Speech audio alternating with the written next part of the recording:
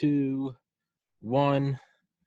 We are recording episode 239. I think it's 239, maybe 240, 239. I really need to figure that out. Charles Robert. We just went over this. Most people call you Bobby. How about you introduce yourself, sir? Because I'm going to butcher it. Yeah, no, you've got it right. Bobby Charles, grew up in a small town in Maine, and love this country. And I'm glad people like you are out there doing this podcast, because I think it makes a big difference, keeping people aware of what's really going on and kind of the history of the country. Yeah. Well, thank you for coming on, sir. And yeah, so we chatted last week, and we ended up getting talking. And this has happened before, where I reach out to someone to get one guest, and then I end up talking to a middleman or an assistant, and I end up going, this guy's got an interesting story too. So as you can attest, we were on the phone and I said, pause this story. Will you come on my podcast? And you said, sure. And that's where we are. So you explained about a minute of it to me, and that's when I said, pause this. But you said you've got quite a life story in its own. And you've got a book, which I'll link in the description and the top comment, Eagles and Evergreens, which we're going to do a second episode on. So we're not even going to spoil that right now. But in like 1 minute, you were telling me, like, I did this, my dad worked, NASA JPL, ended up in the Reagan White House, and it paused, and we ended up talking about veterans from Maine, Madison, wreaths, the number of distinguished service medals, and being someone from New England. I think we know a lot of the same areas. But you do have one of those lives where it's like, hold on, you did what? And so can we just start from that? Where does it begin? How do you get to where you are right now? Yeah, so what you asked at that time, a great question, which is, how is it that you work with Buzz Aldrin? And I do, and I have for decades now. And it actually then spun out to the space program, the importance of the space program to the country, and my father, who many years ago during the Gemini and Apollo era was acted as an engineer in some of the. He actually he was at JPL, but he was also around the world working at tracking stations. So so I have a great love of space, and by accident, really, a series of things happened that ended up having me working with Buzz in recent years. But if you back up to the sort of the kernel of your question, if I were to say what would be a great theme for this discussion today, and I think you could have it with just about everybody walking down the street if they paused long enough to think about it, is that we are all a lot luckier than we think. And, I'm 60, in my generation, I think we were especially lucky because we were raised by, educated by, worked for World War II vets and some Korean War vets. But that had a profound impact on the country. And I think the book that you're talking about, Eagles and Evergreens, which we can talk about more, came out 2 years ago, widely endorsed, but was a series of 45 stories that really focused on, they're all personal stories, but they focused on either rural values, the things you grow up with, and that most in this country in one form or another over the early years, at least in the first 150 years, 200 years of the country, took for granted, but they're great, the great experiences that instill values. And the World War II vets, stories of their lives, because many of them were untold. There was a reason, a lot of people thought, and we can talk more about this at a later date, but a lot of people thought that these veterans were so pained by what had occurred that they wouldn't talk about it. And I know you have extremely distinguished veterans in your past. And I don't think that's really the point. Actually, most of them came from places that they loved, went away and fought to preserve the peace and the goodness and the families and the girlfriends and everything that they loved back in this country. All you have to do is read some of the great writings of Ernie Pyle, never mind the most recent trilogy by Rick Atkinson, and you see that these Americans were not, they were really innovative, they were really creative fighters, they were very determined fighters, they were idealistic, but they were also not there because they loved war. They were there to do a job and come home. And once home, the reason that they didn't talk a lot about it, and I can give you the chapter and verse in our little town of 500 that I grew up in, is that they didn't think there was any need to talk about it.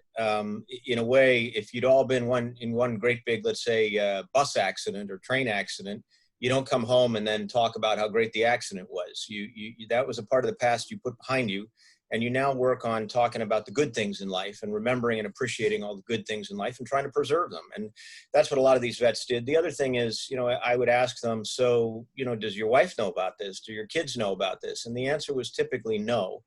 And the reason was, if you go through something that's bad and you really have to compartmentalize it, put it away, digest it for yourself, the last thing you want to do is impose it on those you love. That would be unless it's going to be educational and it's going to help them in some way, which, some stories would. The rest of that experience, they don't need to be burdened with. And so that's really the curious part about it. Just to speak for a moment about them, and I can tell you more in a broader, longer discussion of that book and their lives. But in essence, I think what stunned me is growing up in a small town of 570, I think at the 1970 census, in rural Maine. A guy who was my English teacher had been at D-Day, promoted to captain on the beach, eventually won the Silver Star, distinguished, he won the division level Croix de Guerre with a Silver Star from the French. He won the American Silver Star. He won a bunch of other medals, never talked about him, never discussed it, never even knew he'd done it. Another one of my English teachers had been at Okinawa and Iwo Jima and sort of discounted his own service by virtue of saying, well, I was in the second wave, right. Well, the second wave was pretty tough too. Just read about that battle. Those battles. Another veteran who I spent a lot of time with was one of four brothers from that town who went away, all of whom came home. But he was what they call a first scout. So he was one of the guys that ran to the front of the lines at night, actually crawled to the front of the lines at night, put up these little green flares that would come down in parachutes and light up the German positions. And he was all of maybe 5'5", but he got pretty emotional in his 90s about what had happened. I never knew anything about it. And he was there for more than a year in the Italian campaign. It looks like he may have been one of the last living first scouts when he died.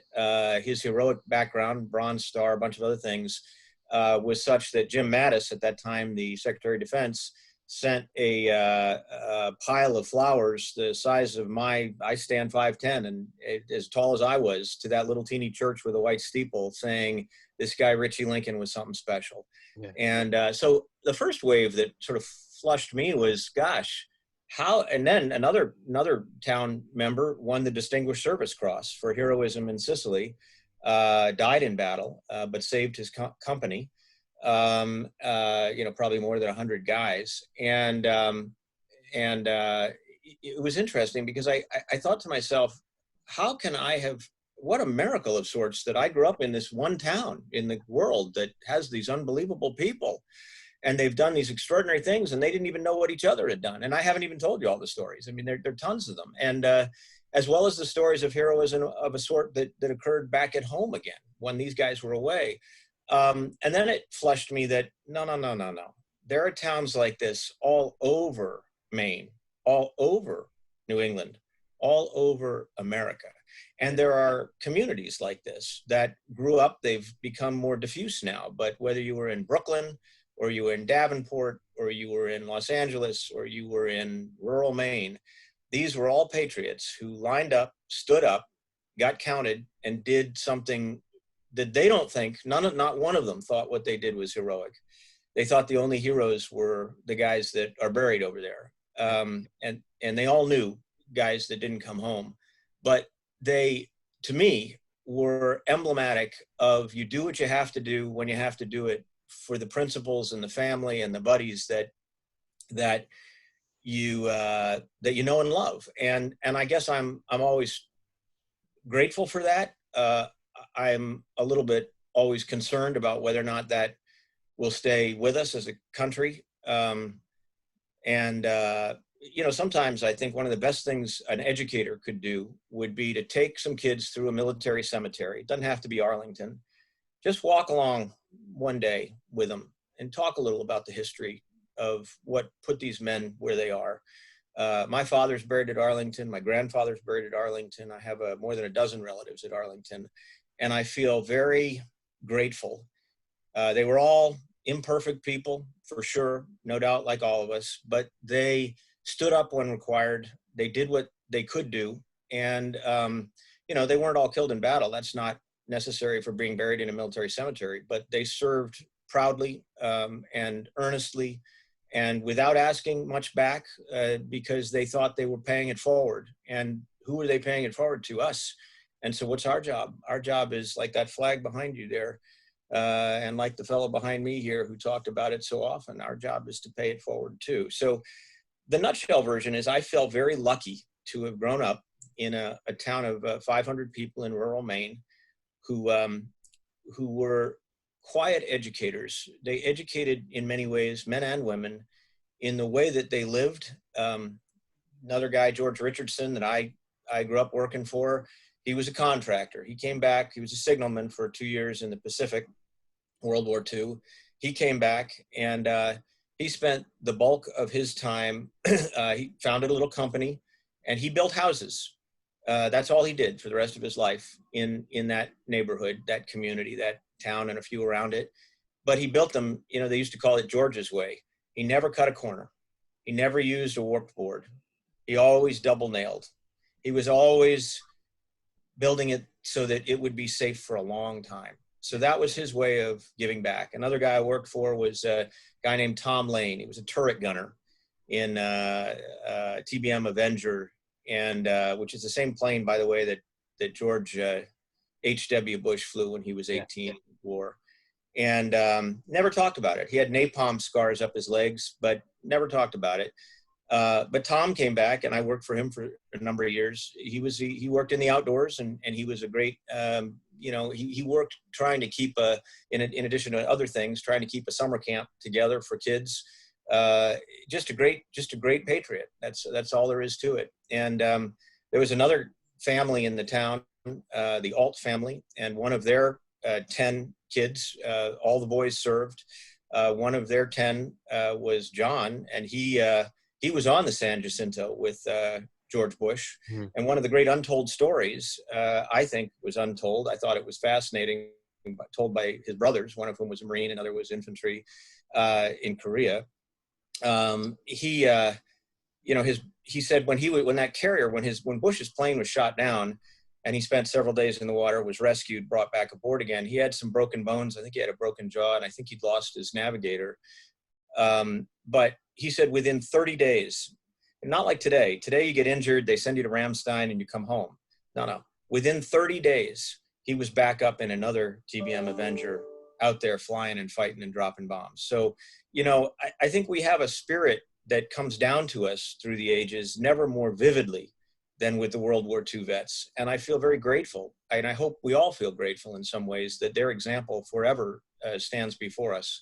So anyway, I grew up in a little town, and then a bunch of nice things happened, and I got to do some service myself.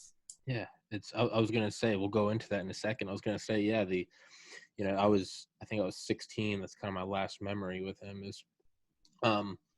was my great uncle Rich, who I've talked about on this podcast, who was on Omaha Beach at 18. I remember when I first got into like weightlifting, I've put on some weight since then, but when I was like 16 and I go, I was big, I started doing chin-ups. I remember I was at my aunt's house in New Jersey, and he came down, and he's like, "What are you doing?" And I was like, "Doing chin-ups." And he goes, "You want to do not chin-ups, you want to do pull-ups." Why do I need to do pull-ups? Well, quote, when you need to hop a barrier to get away from a German tank division, you can't climb up a wall like this. You need to climb up like that.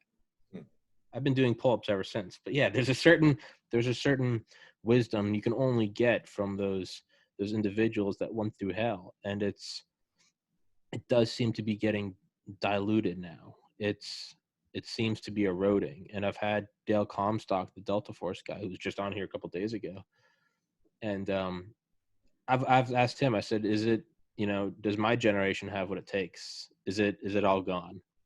And as said, as much as I like to, tear on your generation for not being, he said, the reality is you don't know until the situation's in front of you. You don't know until the music starts playing who's going to dance. And he goes, you will always be surprised He's like, I guarantee you, if you went back to like the 30s and you asked World War I vets, they'd be saying these kids don't have what it takes. But when the music starts playing, they all went and danced. And I tend to stay optimistic with that. Is that You're absolutely right, by the way. There's a great book by Lynn Olson called Those Angry Days, which is before World War II. Mhm. And a lot of the vets of World War I did doubt whether that generation would stand up. And you got to remember that when World War II began, the United States had maybe 1 or 2 divisions trained. Germany had already 360 battle seasoned divisions. So, you know, it takes a little confidence and a little commitment to say, up against those odds, we're going to step into this fight. And by the way, we're not going to step in to fight. We're going to step in to win. Yeah, we're not going to dip a toe in. We're gonna go take this. You know, and I'll give you one other quick Sure.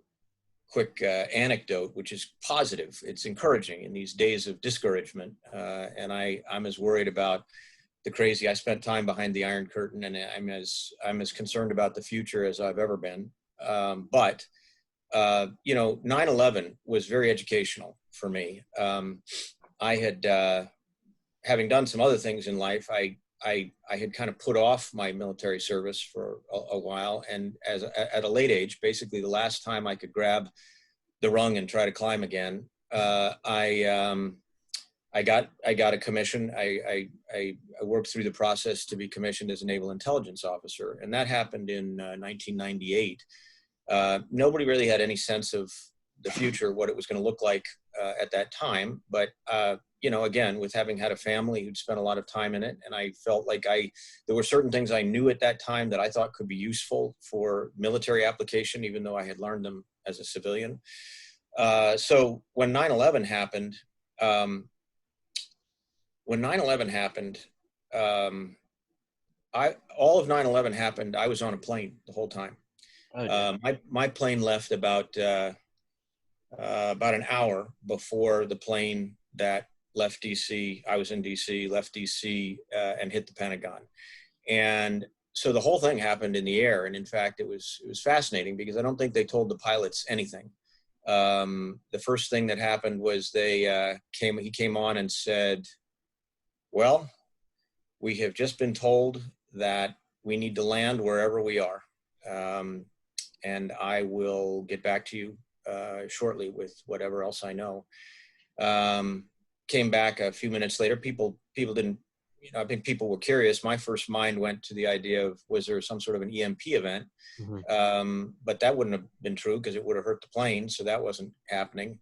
Another thought that crossed my mind is, you know, this has to be a threat on the system because we're triple or quadruple redundant in all of our air traffic control. So this has to be a threat of some kind to the system. So then he came back on again and said, we have just learned that the president has declared a national emergency. We're going to put these planes down wherever we are. I was on my way from DC to Phoenix to give a speech. And he said, we're over Wichita, so we'll be down in a number of minutes. And it's very interesting. All these big jetliners lined up like elephants trunk to tail, just one after another. So when we'd come around a corner, they'd be, you know, just like trunk to tail all the way down. And then he came on at one point and said, we'll be putting down here shortly. And the weather in Wichita is, oh, you don't give a damn what the weather is, which was true. Yeah. And so, you know, we got down, and then of course he announced what had happened. And the short of it is that I rented a car, drove an older lady to Cincinnati, which is where she lived, and then on to DC, Maryland, which is where I lived. And it was very interesting. And this all comes back to your point. Do people step up when they're needed? Will every generation who understands liberty, the way Ronald Reagan explained to us that we need to educate those who will come after us, will they step up? And I was stunned because all across the United States, 3 or 4 things just washed over me as I drove. One was that all along the way, there were American flags like yours over over overpasses and underpasses everywhere. I was just, where did those come from? I mean, I don't know. They came from somewhere and they were everywhere. I drove for 23 hours straight, and I'll be honest, they were. And then another thing was that there were these little roadside groups of people with candles praying all across the United States. Like, we're talking virtually every town and city. And I thought, well, where did that spontaneous idea come from? And then, a shocker to me, it would be a shocker to any conservative who lives and breathes today, is that NPR, National Public Radio, not known as a conservative outlet, was broadcasting prayer meetings in media market after media market after, no matter which media market I drove through, they were offering solace. They were patriotic. They were broadcasting prayer meetings in parking lots, in homes, in school auditoriums. I mean, the country knew it was under siege, and it pulled hard together. Another thing that was very moving to me was, and I remember being in rural Kentucky, driving, I don't remember what hour, but I was moving through the darkness, and ambulances everywhere coming, no cars on the road, nothing, almost nothing on the road, but ambulances, silent ambulances, going like the bat out of hell, going for airports, because the only aircraft that would be allowed were military aircraft, and they were to carry blood to New York and DC.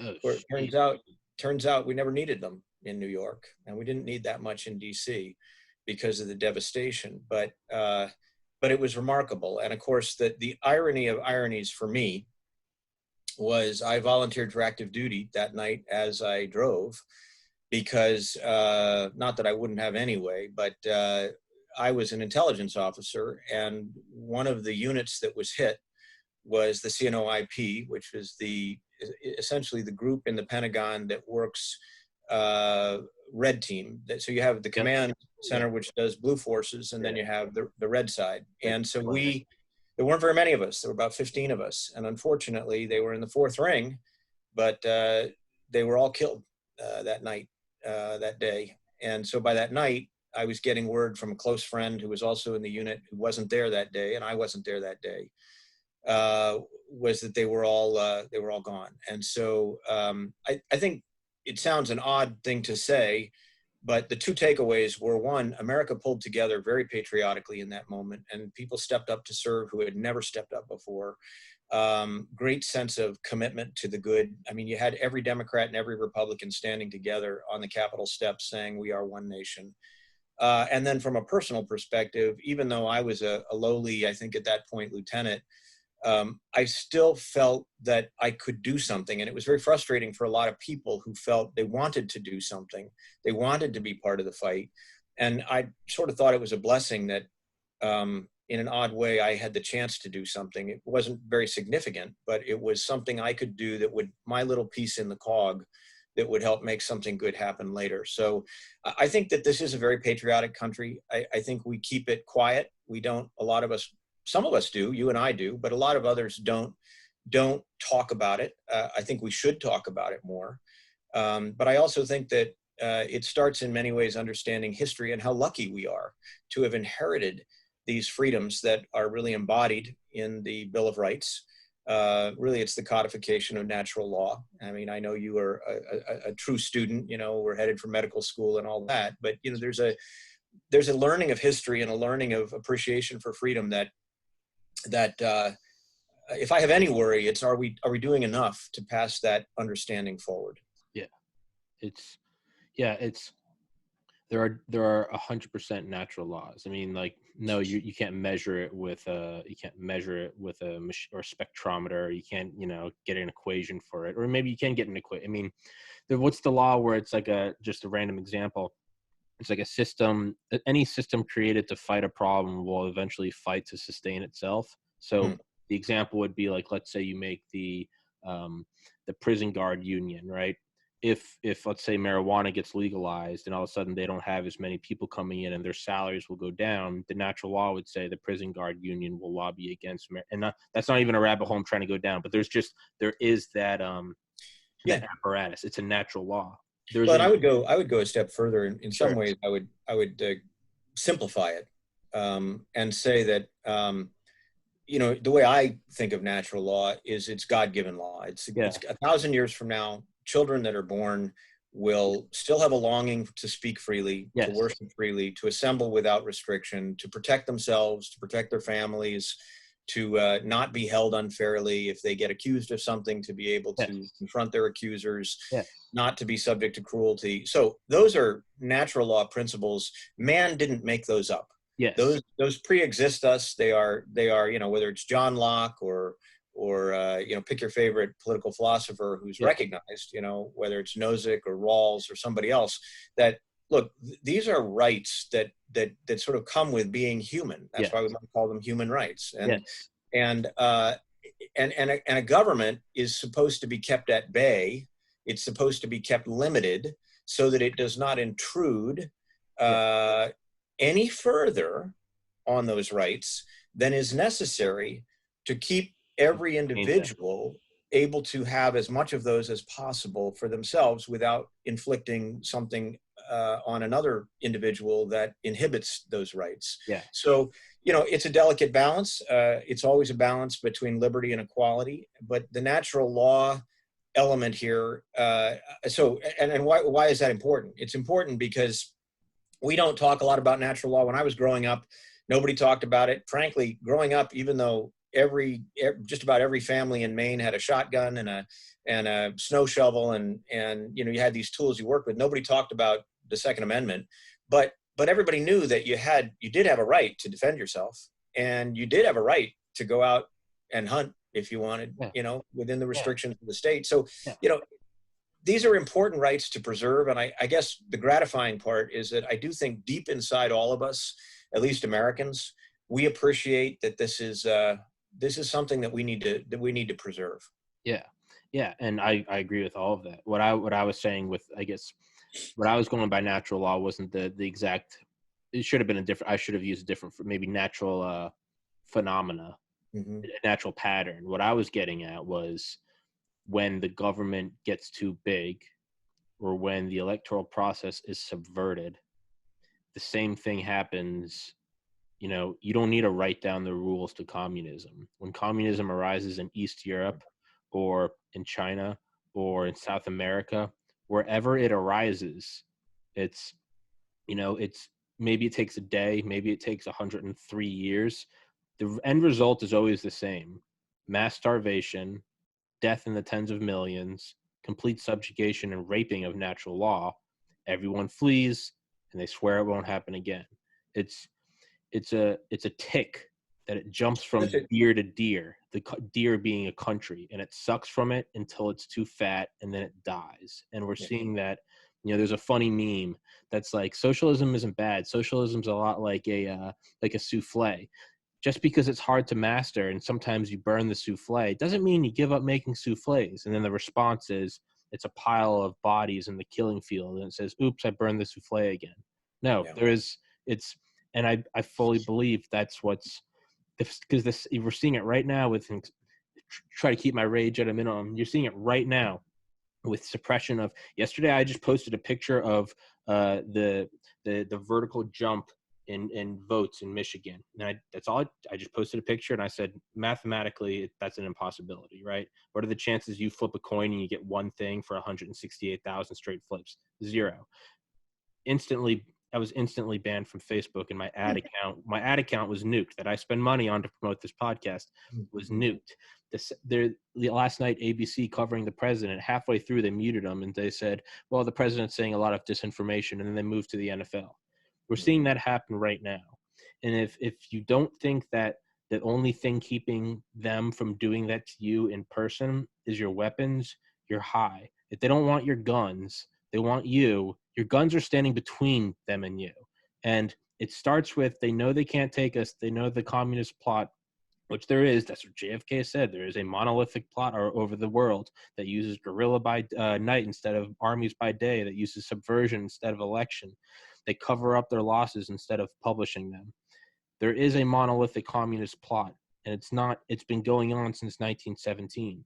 And if they can't take you toe to toe, with nuclear, with tanks or with soldiers or with B-2 bombers. They're going to boil the frog slowly. And we're seeing that right now. What did Che Guevara say? You cannot have a communist revolution with free press. That's what's happening right now. And that's what I meant by natural law. Is there's almost an inverse to that natural law. There's the good God-given natural law, and then there's the natural law that if you do not defend that, the beast of communism will rise, and like a true demonic host, it will kill you when it's finished. And I think the guy behind you, the best fighter of it. And I think that's what's happening right now. And the fact that I get shit for having a flag behind me, that tells you all you need. So the people that say you don't need a flag, you don't need a gun, when the government says you don't need a gun, that's when you need a gun. And I'll try to tone it down because I go crazy on a lot of these podcasts. But let me give you some historical perspective, and sure. You give me hope because I think you understand the gravity of a lot of these issues, which I think we kind of a lot of younger America, maybe even some of older America, skip like a stone across the water, imagining that they'll never fall in. And the reality is that what you're really describing is human nature. Human nature, in its darkest elements, tries to grab and hold power. Mm-hmm. And that, of course, is what communism does. Marx and Engels wrote about it. Lenin, Stalin, and others implemented it, Mao. Mm-hmm. And it's the suppression of the individual for the aggregation of power over a society. And I like to think of it, at one point I started work on a PhD with Jean Kirkpatrick, who was Ronald Reagan's ambassador to the United Nations, but she was also really the founding voice for the word totalitarianism. And totalitarianism can come in the form of Nazi fascism, and it can come in the form of what amounts to communist fascism. I mean, we use these isms as if they're different, and actually they're more like a clock.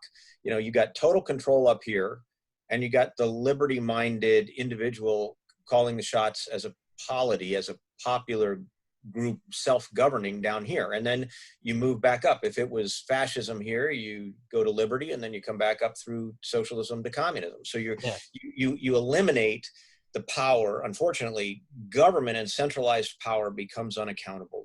We know that. By the way, largeness is unaccountable. The larger a company is, look at Twitter, the more unaccountable they are. So, and by the way, that's true of any congregation of humanity. The larger the congregation, the less individuals are noticed and the less accountability there is. So, and that's especially worrisome in a representative democracy, which is why all politics really are local. I mean, you have to start the process by trying to control bad things around you, stop bad things around you, limit them, and then we do that at the state level. And we're very concerned, and our founding fathers were, about limiting government at the federal level. So, all that having been said, I think that we are in a consequential moment. We have been in consequential moments before. And what really saves a society, a free society, and we are probably the freest on the face of the earth, is, in fact, that's why there are 170 constitutions that look just like ours. We are in a position to save ourselves, but we have to educate ourselves. We have to remember the past. We have to remember not just the sacrifice by those who have given us this gift, but the philosophical basis upon which they, in many ways, went to war or preserved the peace. So, I used the 9/11 example chiefly because I think a lot of us rose up almost spontaneously because we did recognize in our heart of hearts that liberty can be put at risk. And I think this coronavirus business has kind of reminded us that, whether it's at the gubernatorial level, because President Trump has respected the 10th Amendment and left those decisions to the governors, or whether it's at the federal level, and we don't really know what the future holds right now, but the suppression of freedom is a very doable thing. And only by resistance, by awareness, by education, by a respect for history, do you prevent that. It was Edmund Burke who, to paraphrase him, and I know you know this quote, said something along the lines of, all it takes for evil to prevail is for good people to do nothing. Yeah. And so our job is not to do nothing, but rather to be educating each other, as patient as we can be as we bring civil society back around to that lodestar of freedom. To take this back to the beginning again, just a quick snapshot, which influences my way of thinking. and it does go through kind of a story that goes through the Soviet Union. Here I grew up in this little town of 500 in Maine, and I was very, very lucky because the World War II generation and my mother, who effectively raised 4 kids on her own on a school teacher's salary of $12,000, they instilled the idea of hard work, respect for freedom, respect for other people, respect for nature, respect for truth, respect for truth as in if you make a mistake, you admit you made a mistake and then you go on and fix it, as the founding fathers incidentally often did. If you look at the Constitutional Convention notes by Madison, you'll notice nowhere in those notes, nowhere did any member of the Constitutional Convention who were mapping out the Bill of Rights, taking 60 proposed rights down to 10, nowhere did they criticize another member for changing their mind. Why? Because they were in pursuit of truth. Yes. And if we work together in that effort, we get there. So I grew up in this little town where people really did seem to care about each other and about what mattered and truth. And so kind of a little bit outside my envelope, since my father, my mother was an educator, but it was not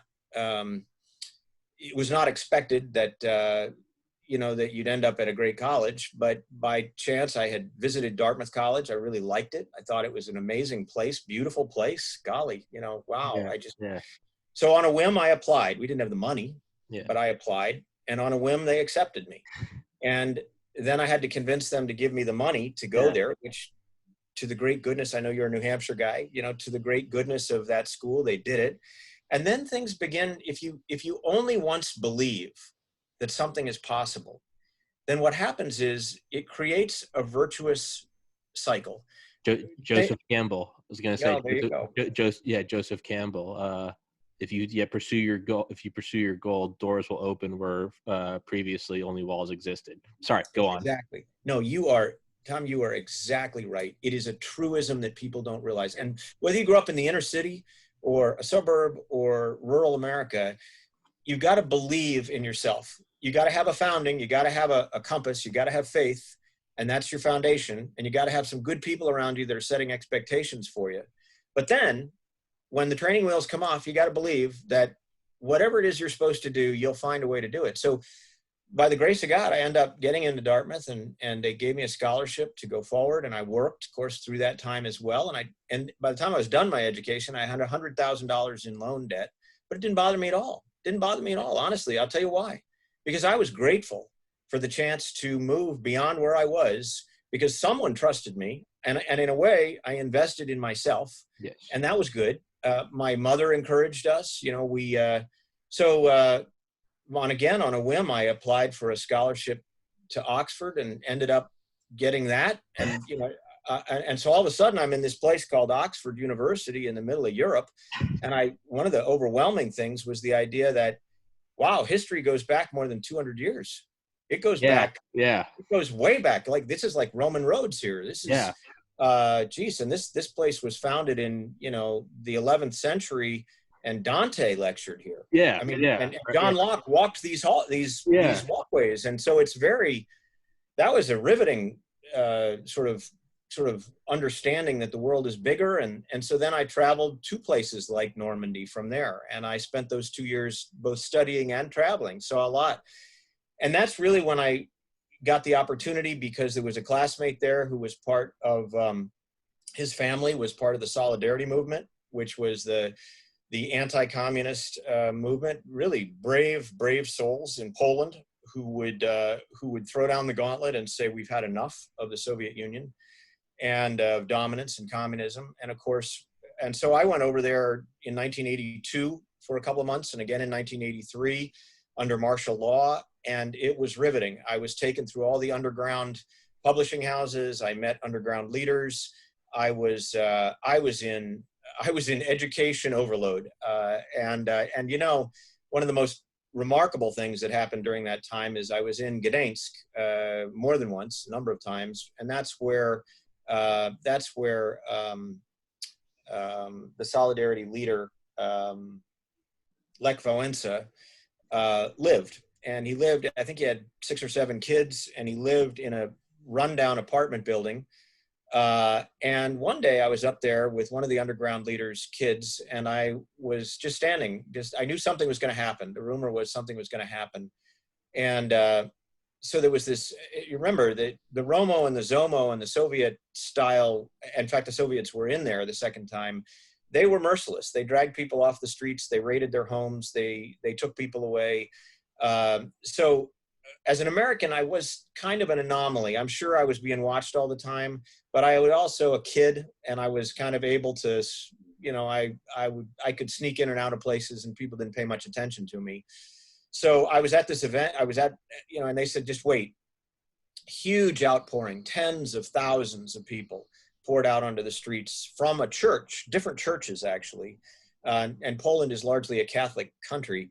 And they poured out and they marched to the shipyards. And in what they were chanting, which was in Polish, I could hear the word Reagan. And I thought, I'd asked this friend of mine, so what are they saying? What are they chanting? And of course, this never hit any of the Western press. Yeah. She said, they're chanting, Reagan will show you. Reagan will show you. Reagan will show you. And of course he did. Yeah. And I spent time in the Soviet Union understanding what they were about, time in Czechoslovakia under control of the Soviets, East Germany. I was coming out of East Germany with just some, you know, human rights information, let's call it. And I was searched 16 times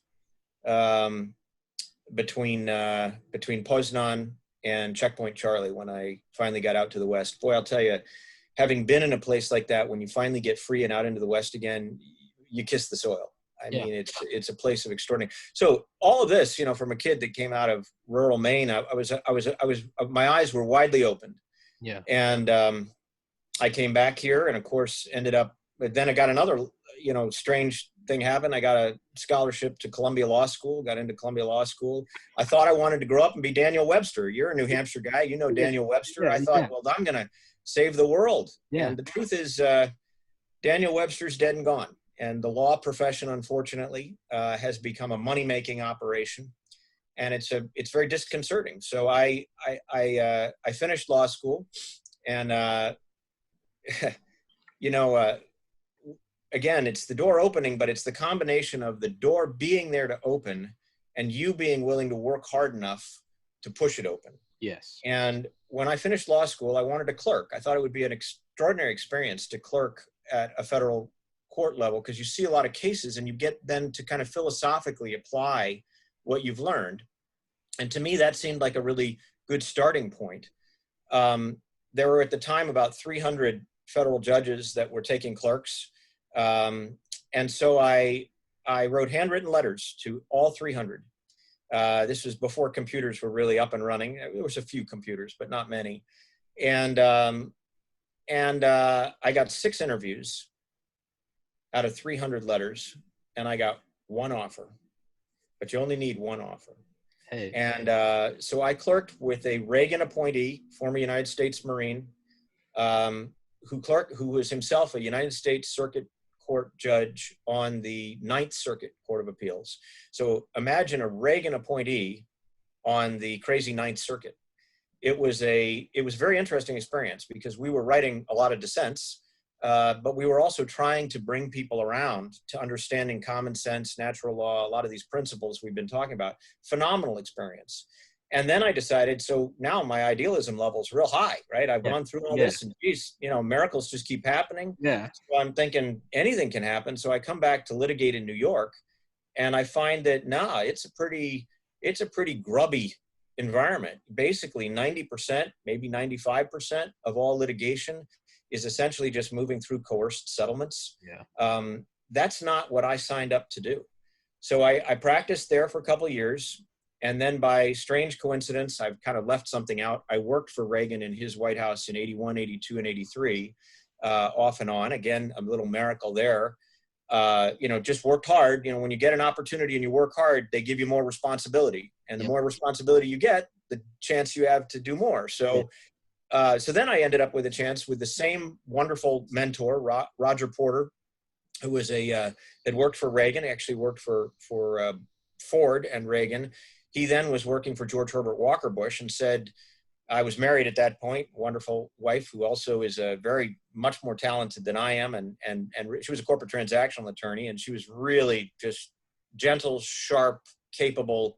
And I said, hey, honey, I got this opportunity to go from, we're working here in New York, living in Connecticut. I've just bought a house, little teeny duplex, basically just barely making payments, and got all this debt. And hey, I got a chance to cut my salary in half and go to Washington and work in the White House. So very understandingly, she said, okay, well, they don't ask more than once. So I guess you gotta go. So she took her a few months to get the job she wanted down there, but we changed everything, ended up renting that house out for 10 years because that's the only way we could pay for things, rented down in DC. So worked in Bush 41, that White House, and then we lost. So I went back to the law firm, but now a satellite office in Washington, another 2 years. And that told me with absolute certainty, I do not want to be a litigator in modern America. This is just a dead end street. Unless you want to spend 50 weeks of your life doing commercial litigation that makes people money, and 2 weeks sailing, and then come back to doing something that doesn't make you feel that you're really contributing. So other people may not feel that way, but that's the way I felt. So I decided I would prosecute, and I did get an offer to prosecute in the DC U.S. Attorney's Office. And just at that same time, the Republicans won control of the House. And a friend of mine said, you might enjoy working for the House. I said, well, I don't know anybody there. I don't really know what I would do. And they said, well, you have this strong interest in national security. You've done a lot of writing, did some counter-narcotics writing. Why don't you talk to these people? So it turns out I ended up being a staff director and a counsel for the Oversight Committee. And we did oversight my job was to run oversight for 5 years, between 95 and 2000, with Gingrich as the speaker, to run oversight for the Departments of Defense, State, Justice, and NASA. Good Lord. So, but it was like a smorgasbord, right? Yeah. What would be better than to be able to get in under the surface and understand?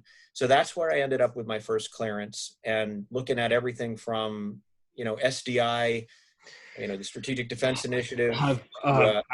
I've tried to get on Lieutenant General James Abramson, who's the head of it.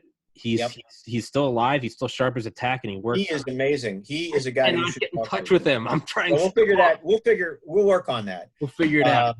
Yep. And then Gingrich turned to us and had us run the Waco hearings. So I did a year's investigation into all the events at Waco. Then again, this is like desserts on a platter. You've lived the Forrest Gump life.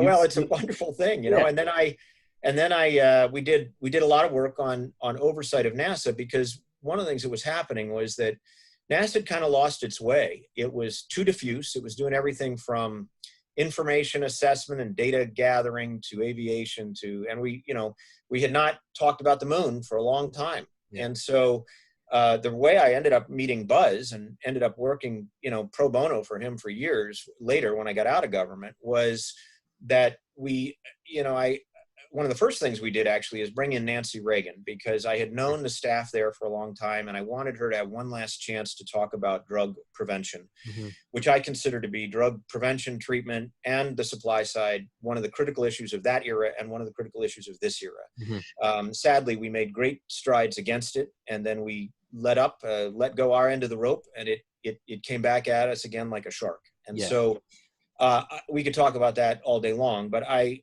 did bring in Nancy Reagan. She testified the first and only time ever before our committee, did a beautiful job. Her testimony is absolutely brilliant, and I actually summarized it in the first book I wrote called Narcotics and Terrorism in 2003. But she was a true, just a wonderful person and a patriot and a lover of children and someone who wanted to make good things happen while alive, just like her husband. Yeah. So, we did these NASA hearings, and so the various congressmen said, so who are you going to bring in? I said, well, we might as well ask, these guys are still alive. Let's get them to come talk. We had Buzz Aldrin, we had Scott Carpenter, who was Mercury. We had Gene Cernan, who was Apollo 17. He was the last man to walk on the moon. We had Walt Cunningham, who was Apollo 7, who was really the first guy to try out the Apollo operation at great risk. These guys are all patriots. We brought in some of the scientists, we brought in others, and I decided to do the whole hearing down at the Air and Space Museum because I figured the backdrop couldn't get any better than that. Sure. Can't do it on the moon, so you might as well do it in a place that's almost there. Yeah. And it was actually phenomenal. It was a great experience. All these guys got to say their piece, and I think it did in some ways jumpstart a rethink about how we did a number of hearings on it. So that 5-year period ended, and I decided, oh my God, I'm becoming a government guy. Yeah. I cannot become a government guy. I'm not a government guy. It's not my deal. I'm not interested in the pension. I take too many risks for that. Yeah. So at the same time that I got admitted to the Navy as an intelligence officer, and that quickly then turned into 9/11, I also decided I'd start a small company. And again, with my very understanding wife, I started the company. And the goal was initially to work with nonprofits. So we worked with a lot of drug prevention nonprofits, law enforcement nonprofits. Gradually, parts of the government came back and said, can you do this? Can you do that? So we took on projects that were related to those areas and counterterrorism after 9/11. And gradually, we began to kind of divide into 3 categories. And the group has gone from a few people to, oscillated up to 10 maybe, and then down to 5. And it sort of oscillates depending on what the requirements are that are out there. But, it was around for about 20 years. And it did fine without me, because in 2003, I got a call saying, would you consider interviewing for either being the head of the DEA, because you've done a lot of writing and work there, or being the Assistant Secretary of State that would manage all counter-narcotics and counterterrorism related things for Colin Powell and law enforcement. So I said, look, I'm just a guy out here. I'd love to interview for both of those. Why not? Yeah. So I did. And interestingly, they asked me which of those 2 I would prefer. And actually, I would have preferred probably to lead the men and women of the DEA, because they're very operational. They take risks for us every day of the week. I absolutely love those people. And I think one of the sadnesses is Americans don't understand how many risks and sacrifices law enforcement takes for us. But as it turned out, they said, well, we'd like you to look at this other one. So I did. I got there, as I said to my wife, because even though I disagree with Colin Powell on some social issues, I will say that in terms of national security and decision-making, he is brilliant. And I would have paid money to work for him. And so in any event, the short of it is I spent the next 2 years working for him. Within a month of getting there, Congress that knew I was there, I had a lot of trusted friends in the House and Senate at that time in both parties. And they said, this Iraq thing is, Afghanistan was quickly bleeding into Iraq. So they gave my bureau an extra $1 billion. We already had $1 billion to work with on things like Plan Colombia and Kosovo. They said, we want you now to train all the police in Iraq and Afghanistan. So I said, sure, let's go do it. And so we did it. And it was a very gripping experience, honestly. It produced, I think we delivered. It's one of the untold stories. We really delivered well in that era. And I would have stayed if Colin Powell stayed, but when he left, I stayed another 2 months and then left.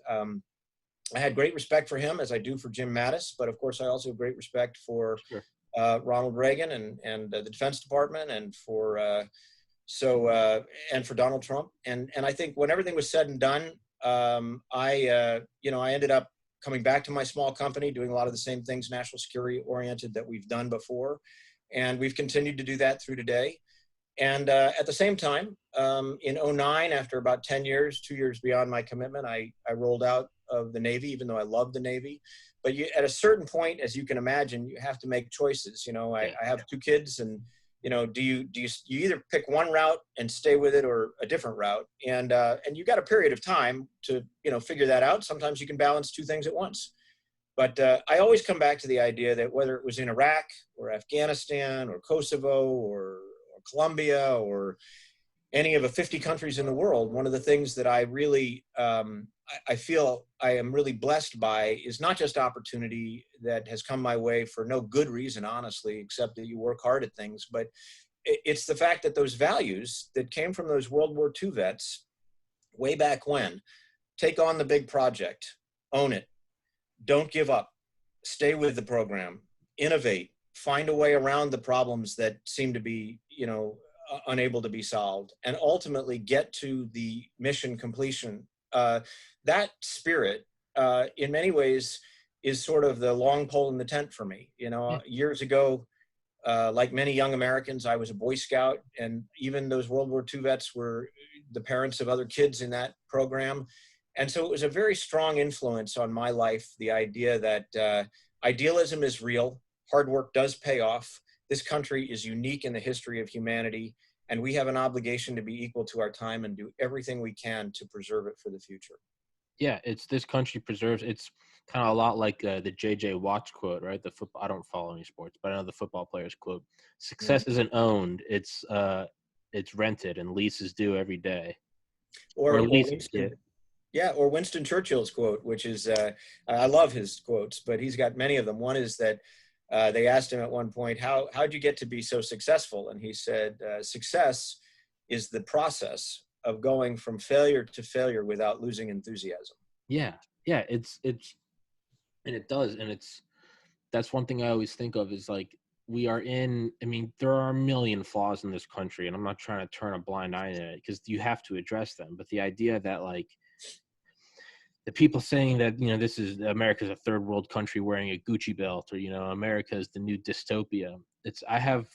My friend Prince from Kosovo, my other friend Ivan from Bulgaria that I met here in Maryland in 2011 working at a bar.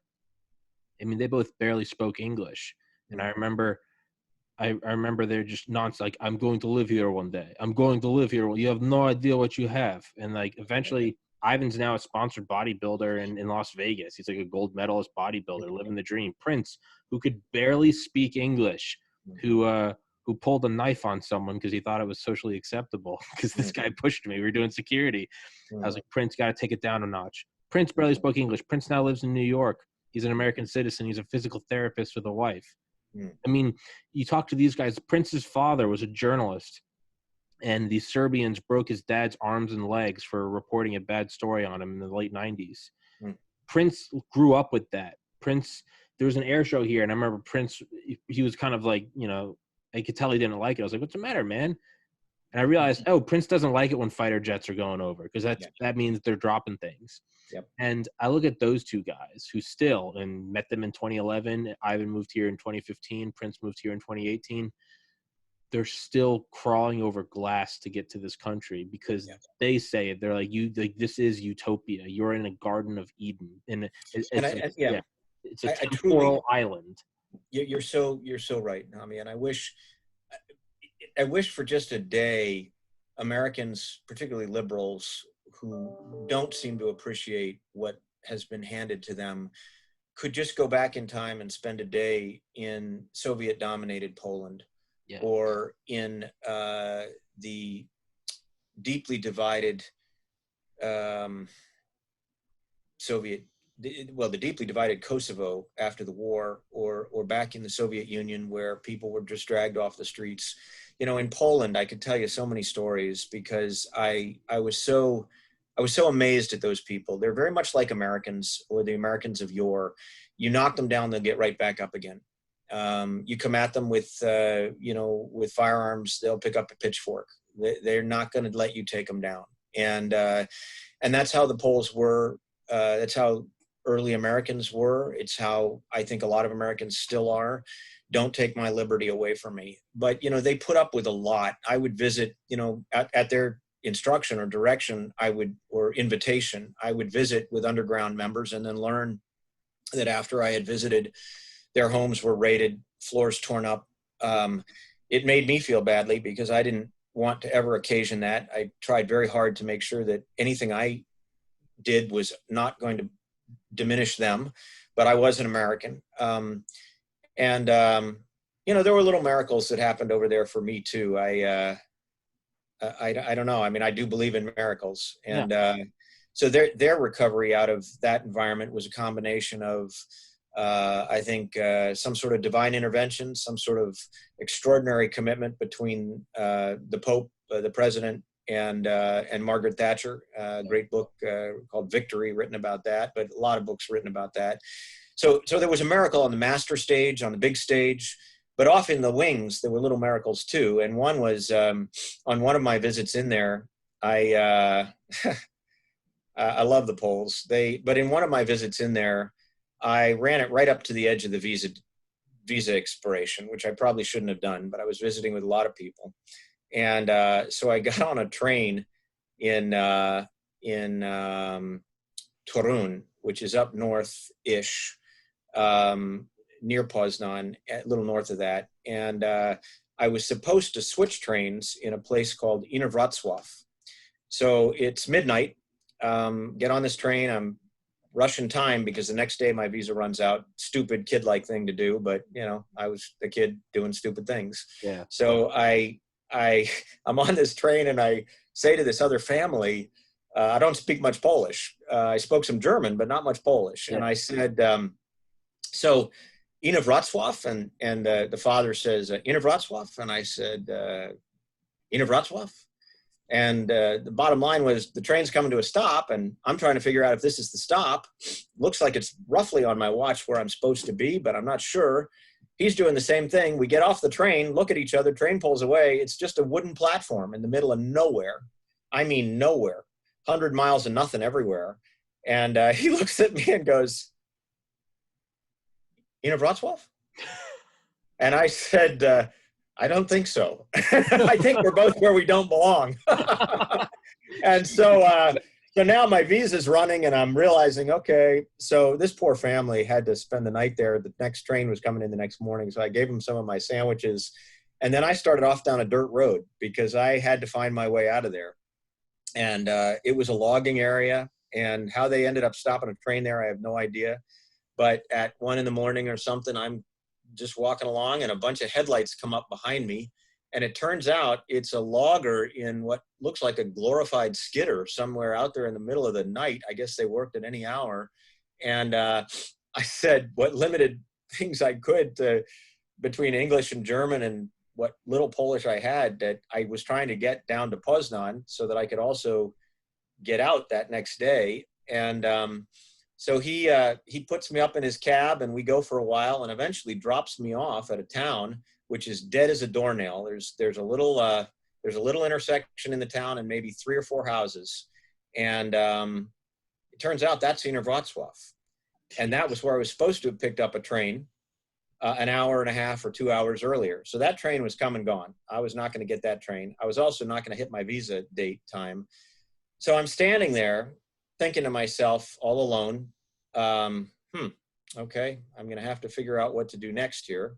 And these 2 guys come out of the woods, Soviet soldiers with AK-47s, and they say, documenta. So I'm thinking, okay, well, I better think fast here. So I said, Amerykański, which actually means American. And I only knew a few words in Polish. I give them my passport. They're very dark in their outlook, and I'm all alone, and there's no one there. And the only other few words I knew, one of the other words I knew was taxi. So I imagined that I could infer, I could imply that I was waiting here for a taxi. Yeah. We're in the 2 o'clock in the morning. There's nobody here. There's not a car. There's not a light on. There's nothing. And I said, in rural Poland, and I said, Amerykański, waiting for taxi. And I try to dub in a little German. And they look at me like, what is this guy? Some sort of crazy, is he a spy? What's he doing? The CIA. He's got my passport. And lo and behold, out of the darkness, emergency taxi. I walked into the middle of the road. I stopped the guy. I asked for my documenta back again. I got in and I took that taxi all the way to Poznan. I missed the train. A friendly guy, a Pole who loved Americans, took me in for a night, fed me dark bread, mustard, and sardines, put me on a train the next day, and at great cost to himself because he had to register that he'd held an American for a night, put me on the track to Checkpoint Charlie, and I got out. But the Poles loved Americans. Miracles do happen, and that place was full of miracles.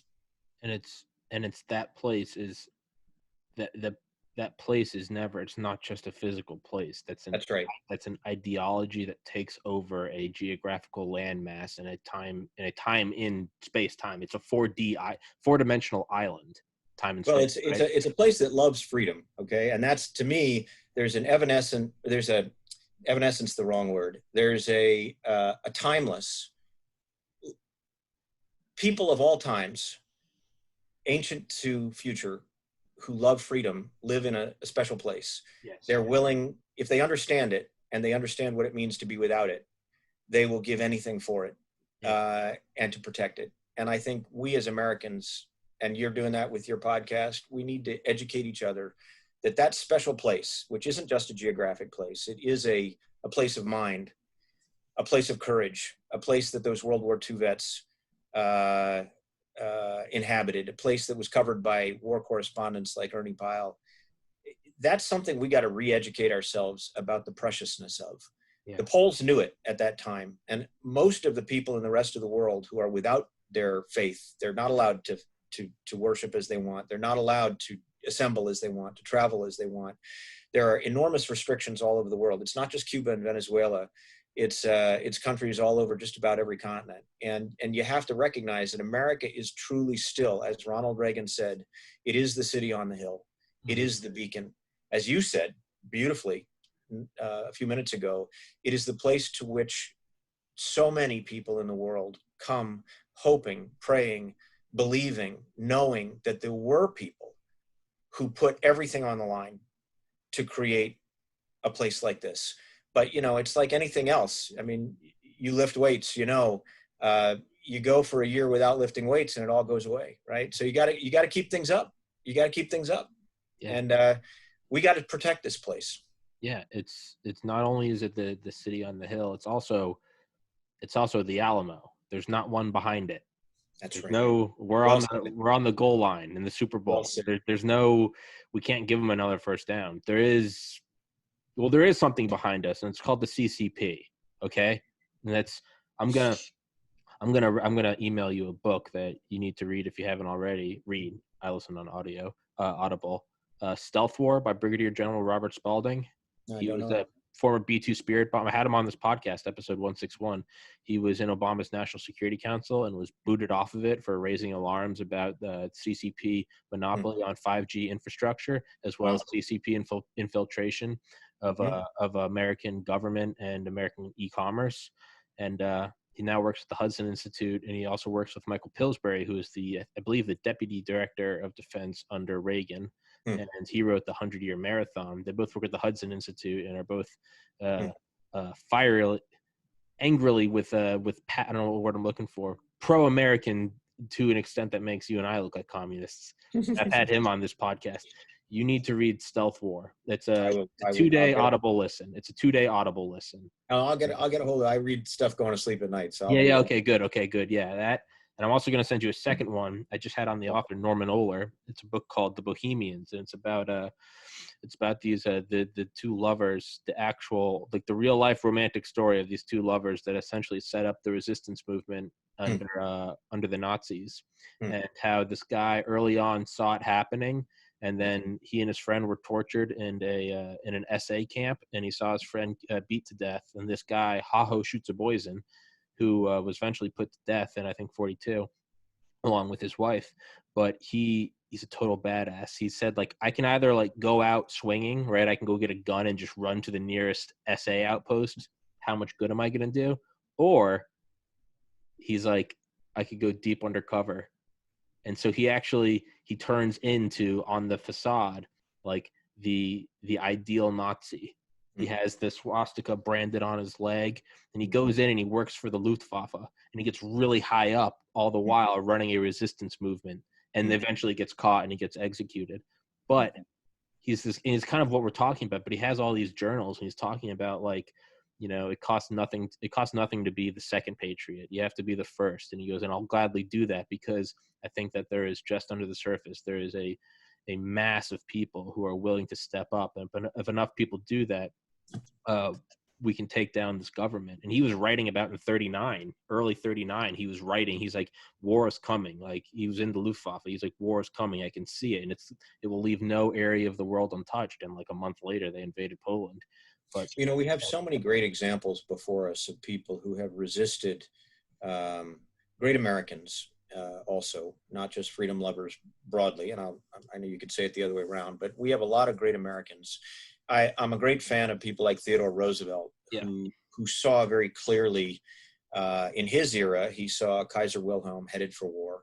Of course, history, you know, is like a series of dominoes. You can look back, or at least it's a cascading effect. You know, you could argue that World War II really grew out of the inequities and the misjudgments that emerged after World War I, and World War I grew out of things that had occurred in the 1800s. And I think it's just interesting that great leaders, I am a believer that you can influence history. I believe that educators like you can influence history. I believe that great leaders emerge, like this guy, who can influence history. Without people like Winston Churchill and Theodore Roosevelt and Dwight Eisenhower and Ronald Reagan and Donald Trump, history would not be what it has become. And there are always efforts to undermine freedom. The fight never ends to protect and preserve freedom. And you can have it confronted by the right, the far right, the Nazi, the fascist. You can have it confronted by the far left, the socialist, the communist. And I think that individual liberty, and that's why what you're doing is so important. Individual liberty has to be discussed openly, has to be described, talked about. And we all like to be civil, and we want to respect the opinions of another person. Those opinions should be respected, but not if they are intended to suppress liberties that without which discussions can't occur. I don't mean to interrupt you, but that's what I always say. I've had pointed out to me by veterans on this podcast. They're like, you're too doe-eyed, because I'm always like, we can agree to disagree, but this is how I look at it. I'm like, look, if you want to have a sex change, if you want to dye your hair blue, if you want to have tattoos on your face, if you want to smoke meth, if you want to marry the same sex, and your child wants a sex change and you want to be an atheist, to me, I'm like, none of that is my cup of tea, but hey, more power to you. What is not good. So that's what I always get criticized for by my more conservative and military friends on this podcast, is that I'm always, let's agree to disagree. You know, by the way, that the founders, Tommy, I apologize for interrupting. No. The founders were very much of that frame of mind. And actually, small town America is largely of that frame of mind. Yeah. Small town America is often given a bad rap, saying they're intolerant. Yeah. Actually, small town America takes the view that as long as you're not trying to impose your bedroom life or your private life or your private preferences on others, we really don't give a damn. Go for it. As long as you're pulling your weight and showing up to work. And that's the point, is communities are made of people who are different, right? If we were all the same, we would be boring, for one thing. Yeah. And I think we'd also not be learning from each other. So, you know, there are also negative proofs, right? If I see something that someone's doing and I see that that really doesn't lead anywhere good, then I'm going to make sure I don't go that way. And so there are negative proofs in society as well. And I worry that we're not learning. I appreciate everything you said and what you're saying and doing, because you really are talking about the idea that individual liberty is an end in itself, and it is the only way to preserving long-term the best, most prosperous, freest, and I guess I'll say most respecting or dignity respecting society. And so, you know, the founders were really onto something. I know that it sounds trite, but you go back and you read some of their letters to each other. Go back and read just the letters, that Thomas Jefferson wrote to all his friends. They are assembled in a volume. I don't remember where it was published, but you can find it online. It is absolutely brilliant. And you see that Madison felt a lot that way. Washington, although he was less verbose, he absolutely wrote by the same principles. You know, don't suffer fools. Don't treat all opinions as equal. Listen, but respect most of all the idea that individual liberty has to be defended. And in order to be defended, its value has to be understood. Yeah. And that's that's the core of what I've always said on this podcast is like, when I see someone doing something and I'm like, I hate that. I love that feeling of being challenged, because then I have to ask myself, I'm like, is what they're doing harming me? No. Is it, is it illegal? No. Is it costing me money? No. You got to suck it up, buddy, because that's just a way of life that maybe you don't see eye to eye with. And I love that because it challenges me. But what I don't like is this whole agree to disagree, and that's what's happening right now. And if it's not an opinion, it's a mathematical fact, a mathematical impossibility.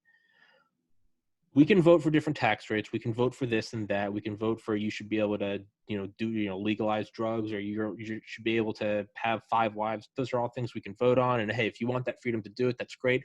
I don't want to do it, but you go do you. I get it. When there is an actual subversion and disrespect of the democratic electoral process, that is where I have to put my foot down, because there will no longer be an agree to disagree. There will be agree or get against the wall and I'll blow your brains out. And that's what always happens. That's what always happens. And it's, to me, that is, we can no longer have that. And then furthermore, these bohemian, these brilliant progressive things that maybe aren't for me, maybe same-sex is not, that's not for me. Free love, not for me. I'm monogamous. Maybe it's not for me, but hey, more power to you. Those are the first people after me, because I'm a patriot. I'll be killed. Right after me, guess who's going to the gulags? They don't love you guys.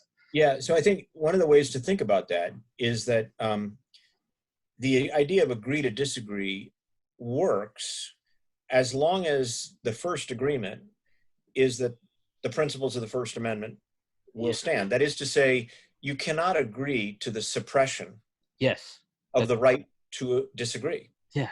If you do that, then you've defeated self-defeating, right? That's what's happening right now. It is. One of the things I'll just remind people to think about is that this country has been through a lot. Yeah. And if you go back and look at history, you can see how divided we were at times pre-Civil War. Obviously, the Civil War, the whole Reconstruction period, the 1880s. You can see deep divisions in the 1920s, certainly the 30s, where the fellow travelers come into being. You see the pre-war era, where there were a lot of forces at work here trying to get us not to go to war in pre-World War II. You can see the 1950s with the civil rights. You can see the 60s with all the violence, the Weathermen. BLM actually as an acronym really, I think, comes out, even though today it's used to describe Black Lives Matter, it's actually the acronym that was used by the Black Liberation Movement in the 60s and early 70s. And they were components of them where they called it there were the Black Panthers, there were the Gray Panthers, there were the Weathermen, there was the what they called the Black Army. And again, actually, it had very little to do with race. It had a great deal to do with Marxism. It had a great deal to do with the idea that you break everything. Yes, they would ride the waves. So the waves they rode at that time were anti-Vietnam, racial issues. Doesn't mean that Vietnam was right and shouldn't have been discussed. Doesn't mean that racial tension shouldn't be discussed. In fact, one of the saddest things I think that's come out of recent history here this year is that, somewhere between June 2 and June 4, a conversation was about to occur between people that, thought that they hadn't thought hard enough about racial divisions and those that wanted us to think more about them. And out of that initial discussion emerged things like Republican Senator Tim Scott's reform bill, which was respectful of law enforcement, but understood that transparency and ending racism, to the extent it exists in various places, was very important. But all of that ended because same way that in the 70s, in the late 60s, early 70s, these Marxists came out of nowhere. They were preloaded and they rode the wave of the anti-Vietnam sentiment. The same thing has happened here. And basically all of those that wanted constructive dialogue to get to solution have been shouted down. The riots have really destroyed that opportunity. The idea that rule of law is important, well, it's not important to Marxists, Leninists, and Maoists because they want to control the law. Yeah. So to your point very specifically, I think we've been through a lot, and I think this was an unusual moment. It's a moment we're going to have to work through together. Civil society is always threatened and buffeted by uncivility. It's always buffeted by those who don't want the citizen to be the final voice. Yeah. And so we're just going to have to work through that. We are, and I'm going to have to use the restroom. Yeah. I would love to have you keep talking. So I'm going to let you go today. Okay. Let's resume. Absolutely. And let's talk about Eagles and Evergreens and some of these veterans. I love the show. I love what you're doing. Thanks, man. I was going to say, yeah, there's one quote. What is it? You can't keep claiming minority rights because the individual is the ultimate minority. There is no one that is more of a minority than you. I mean, physically through your genetic fingerprint, but also there's no greater minority than, I mean, we could have people on the East Coast. We could have males on the East Coast. We could have white males. We could have white males with blue eyes. We could have white males with blue eyes named Tommy. Eventually, what are you doing? You're creating smaller and smaller minority groups. There is literally no greater minority than you. There's no one like you in the history of the 109 billion humans that have walked the planet. No one has the exact same genetic makeup. Maybe close, but not the same exact base pairs of guanine, adenine, thymine, and cytosine. And adenosine, right? No, sorry, getting way off into it. No one has those exact same things as you. You are the minority. So if you're going to argue minority rights, then you have to argue the rights of the individual, and that is what we're seeing. And the proof of what you really just described medically is that the founders built both the first three articles and the Bill of Rights around the protection of the individual. Yeah. That's the whole point. The point isn't to protect identity groups. The point isn't to protect a particular religion. The point isn't to protect a particular demographic. The point is to protect the sovereignty of the individual. Yeah. And I think at the end of the day, we just have to get back to studying history and understanding what the precious nature of what's been handed on to us and the obligation that we have to be equal to our time. Yeah. And I'll wrap it up with, I'm getting feedback. I'll wrap it up with, I had this analogy with Dale the other day, the Delta Force guy who trains dogs for the government in Bali, is, you see a lot of people in a lot of cities where they, in the case where they thought the Republicans were going to win this last Tuesday, what do? They all boarded up their businesses. They all boarded everything up. So I leave people listening with this question. If you go to a dog shelter, which I used to do in college, I would just, be hungover and I just go pet dogs. Is if you go up to 10 dogs and you pet the first 9 and they're all loving it, but you go up to the 10th and the 10th backs away, you know that one's owner beat the shit out of it. If there is if there are 2 powers vying for an election and your fear of one of them losing is you need to board up your business and leave town, which one's abusing and who's being abused? So that's just food for thought going forward. Is one, which one do you truly fear? And there's only one party right now. Which one is censoring? Which one is not letting you talk? Which one's threatening to burn your house down? They always ask the question, are you better off than you were 4 years ago? Well, I would like to ask everyone, are you safer than you were 4 years ago? And I do not think anyone can say they are with a straight face. But that's another discussion for another time. Mr. Robert Charles, author of Eagles and Evergreens, which we'll do an episode entirely on that. And I hope that there are many episodes in your future with me because I thoroughly enjoy that. And, this is a great show. Thank you, sir. Did you watch the Charlie Duke one? Did you watch it? I haven't watched it yet, but I did watch the other one. So I'll say goodbye for today, but I appreciate everything you're doing, and we'll talk again. Thank you, sir. I will. I'll email you. I'll text you, and we'll set up a new one ASAP. All right. That sounds great. All right, sir. God bless. God bless America. Stay safe, everybody.